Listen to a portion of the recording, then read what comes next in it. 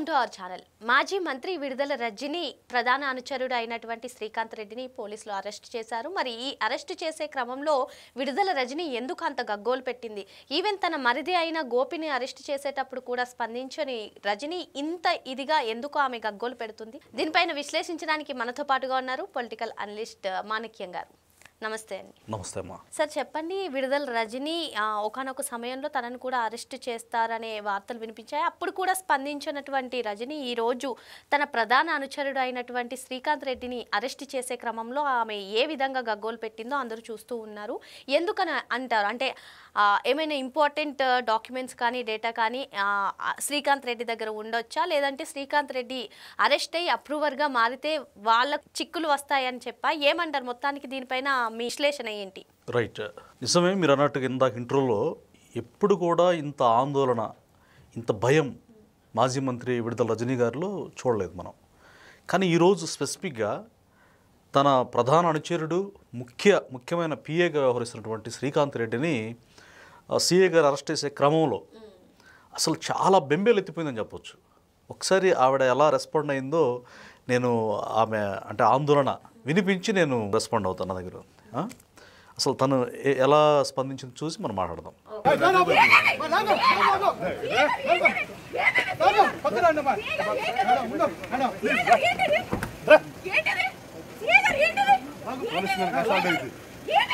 నేను చెప్పాను మేడం, మీరు అసలు చెప్తారు పోలీసు అసలు నేను కేసు కడతాం.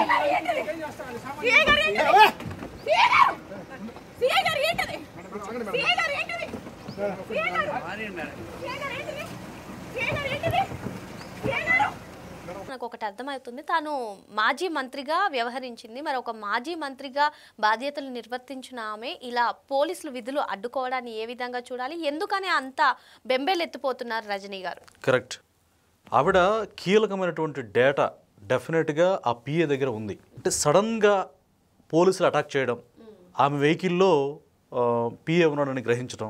యాక్చువల్గా ఆవిడ ఒక కార్యకర్తను పరామర్శించడానికి నాదెండ్ల మండలంలో ఒక విలేజ్కి వెళ్ళారు. అయితే ఆవిడ వెహికల్లో తన పిఏ కూడా ఉన్నారు, శ్రీకాంత్ రెడ్డి కూడా ఉన్నారు అనేటువంటి సమాచారంతో పోలీసులు అటాక్ చేశారు. అటాక్ చేసినప్పుడు కారులో తనను హైడ్ చేసినట్టుగా కవర్ చేసే ప్రయత్నం చేశారు. కానీ పోలీసులకు పక్కా సమాచారం ఉండబట్టి అక్కడ వెహికల్ ఆపి ఆవిడ బయట ఉంది. అంటే ఒక రకంగా తను సెక్యూర్ చేసే పొజిషన్లో ఉన్నారు. తను ఉండి సిఐ గారు ఏంటిది అని అంటూ తను ఆయాసపడుతూ, ఆవేశంతో పాటు భయం, ఆందోళన, చాలా ఆవిడ స్ట్రెస్ క్లియర్గా అర్థమైపోతుంది. అంటే దీన్ని బట్టి ఆ మొబైల్లో తనకి ఏదైతే తన మీద కేసులు ఉన్నాయో, ఆరోపణలు ఉన్నాయో, లేకపోతే పర్సనల్గా తను చేసిన మిస్టేక్స్ కూడా ఆ మొబైల్లో ఉండొచ్చు. తనకు సంబంధించిన చాలా ప్రూఫ్స్ అతని దగ్గర ఉండొచ్చు. అతన్ని మొబైల్ స్వాధీనం చేసుకొని అతన్ని విచారణ చేస్తే చాలా లోగుట్టు అంశాలు, అంటే ప్రభుత్వానికి తను మాజీ మంత్రిగా ఉన్నారు కదా, హెల్త్ మినిస్టర్గా ఉన్నారు, అప్పుడు ఎలాంటి మిస్టేక్స్ జరిగాయి, ఇవన్నీ కూడా తను పోలీసు వారి శైలిలో క్వశ్చన్ చేస్తే ఖచ్చితంగా అతను కక్కేస్తాడు. అప్పుడు అది తేటతెల్లం అయిపోద్ది. అంటే ఎవిడెన్స్ దొరుకుతాయి. అప్పుడు ఇవిడ తప్పించుకునే ఆస్కారమే ఉండదు.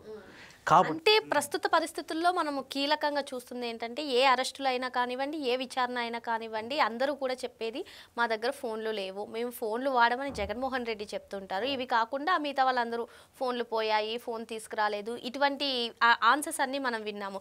ఇప్పుడు సడన్గా ఈ అరెస్ట్ వలన శ్రీకాంత్ రెడ్డి ఫోన్లో ఏదైనా డేటా ఉండవచ్చా? 100% ఖచ్చితంగా 100కి 101% డేటా ఉంది. లేకపోతే అంత భయపడతాను. తన మీద ఈ ఏదైతే క్రషర్ స్టోన్కి సంబంధించిన బాలాజీ స్టోన్ క్రషర్ ఉంది కదా, దానికి సంబంధించిన ఆ కేసులో తను పిఏ, తన మరిది అక్రమంగా డబ్బులు వసూలు చేశారు, ఐపీఎస్ అధికారి జాషువా, వీళ్ళందరూ. అప్పుడు కూడా తను ఏమాత్రం భయపడకుండా పైగా వార్నింగ్ ఇచ్చారు, మేము వస్తాం, మీ ఎంత చూస్తాం, ఇట్లా చేస్తారని. ఏకంగా మాజీ మంత్రి ప్రస్తుత చిలకూరుపేట ఎమ్మెల్యే పత్తిపాటి పుల్లారావు గారు, తనకి రాజకీయ గురువు కూడా తను, ఆయన సైతం బెదిరించారు. అంటే జగన్మోహన్ రెడ్డి గారు ఏ విధంగా అయితే వార్నింగ్ ఇస్తారో అలాగే ఈవిడ కూడా అదే టెంపోలో మాట్లాడారు, మేము వస్తాం, మీ ఎంత చూస్తాం. ఈవెన్ బీసీ మహిళను నేను నాపైన అక్రమ కేసు పెడుతున్నారని కూడా ఆమె చెప్పారు సార్. అవునమ్మా. అయితే ఈ విధంగా మాట్లాడిన వ్యక్తి, ఇంత గుండె ధైర్యంగా వార్నింగ్ ఇచ్చిన వ్యక్తి, మీరన్నట్టుగా రీసెంట్గా వాళ్ళ మరిది గారిని కూడా అరెస్ట్ చేశారు 2 వీక్స్ బ్యాక్. అప్పుడు కూడా ఎలాంటి ఆందోళన పడలేదు. సరే వేశారు, బెయిల్ మీద బయటకు వస్తాడు, ఏం కాదని. ఈరోజు ఒక పిఏని శ్రీకాంత్ రెడ్డిని అరెస్ట్ చేస్తే ఇంత భయపడి గందరగోళంగా, అంటే ఒక రకంగా తనకి గొంతు నొక్కేస్తే ఎంత పెయిన్ ఉంటుందో అట్లా బాధపడుతున్నారు తను.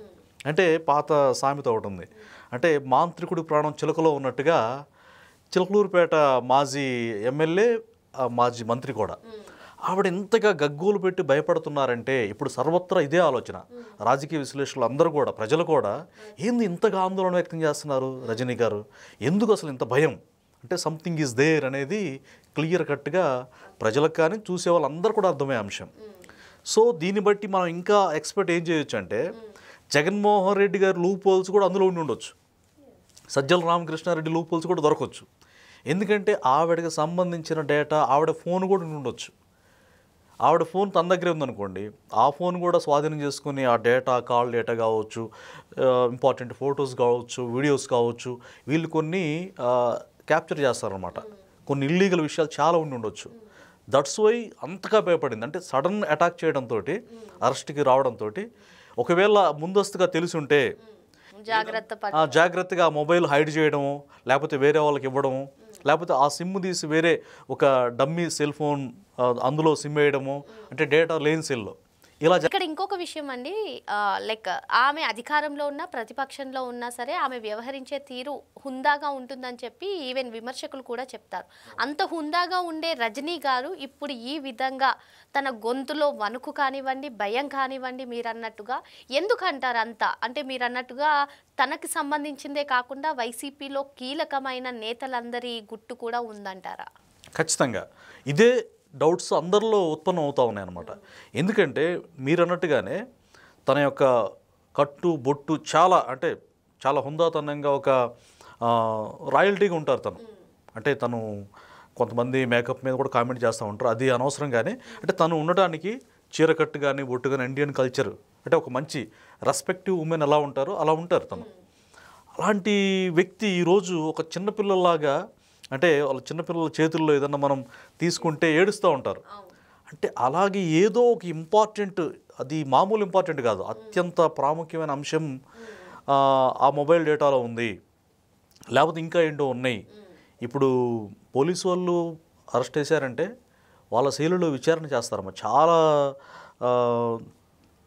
ఇంటలెక్చువల్గా వాళ్ళు వాళ్ళ శైలిలో విచారిస్తారు. అప్పుడు ఎంత కఠినంగా ఉండే వ్యక్తి అయినా సరే ఆ విచారణలో వెల్లడి చేస్తారు, అన్ని విషయాలు కూడా, పర్సనల్ విషయాలు కూడా చెప్తాడు. అంటే నిజాన్ని ఖచ్చితంగా రాబడతారు వాళ్ళు. ఇప్పుడు నా పిఏ, నా ప్రధాన అనుచరుడు, నాకు సంబంధించినటువంటి మిస్టేక్స్ ఏవైతే ఉన్నాయో, అంటే వాళ్ళ గవర్నమెంట్లో ఎంత అవినీతి జరిగింది మనం చూస్తున్నాం.